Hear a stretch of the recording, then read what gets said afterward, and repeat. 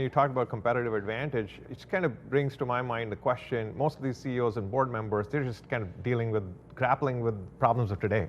Their revenue and their forecasts and their quarters and their numbers. What questions should they be thinking about or asking, their executives? What should they be really thinking about? I think the number one to be thinking about is what problems do I have that I presumed were unanswerable, or that I didn't have the resources in-house, I couldn't answer them? What problems are there? Just whiteboard about, and again, blank slate.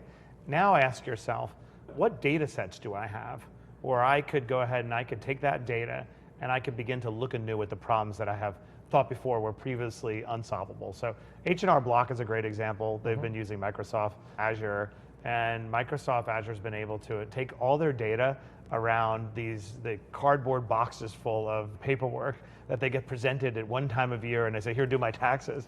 They've been able to partner with Microsoft to be able to analyze that data very quickly, take a piece of paper and realize, oh, that's a W-2, or that is a K-1, or that is something else. And so they were able to do that by saying, what data do we have? How do we create a LLM language? How do we create an LLM to be able to analyze that data and then attack that problem? So I think the simplest thing to do is to, for one, assess your problems, two, ask what data sets do you have in-house, and then three, say what tools already exist out there that help me analyze that data. And is there an easy way for people to find that out? Because even we struggle with that. The pace is so fast. Like every day you get on LinkedIn or wherever, like there's just so many companies. Just the sheer number of you look at tech startups and investments at the pre-seed and seed stage. Just so much happening. And obviously enterprises just kind of wait and watch. They don't want to be the early adopters always. They want to take that risk.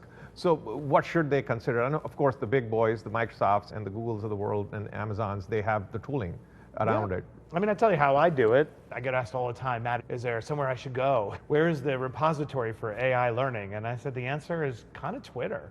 I spend a lot of time looking at the latest Twitter threads and seeing how are people making businesses around the latest tools, right? Because that's the cutting edge, the bleeding edge of innovation, are people who are actually taking these tools and these assets that are being created and turning them into viable businesses, and it's changing every single day. So I believe, I don't care if you're the CEO of a company with 100,000 employees, nothing should be beneath you, that you want to get as tactical as you possibly can and just look at what are the latest tools. So that's how I personally do it.